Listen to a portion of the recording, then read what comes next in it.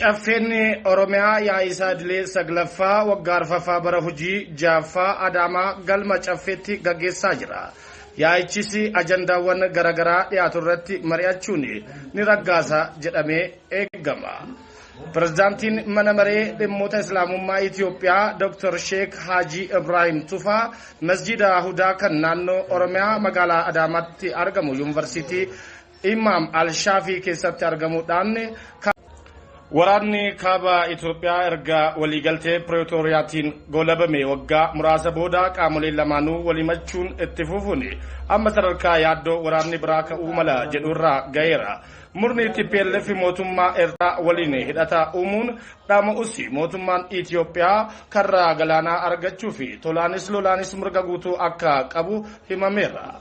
Chaayinaan meeshaa waraanaa Adrojin bombi jedhamu oomishuun yaalii taasisuu himte. Meeshaan kun qabiyyee nukleeraa of keessaa qabaatu baatus hanga ammaatti oomishni hamaa ta'uu isaa qondaaltonni Chaayinaa himaniiru.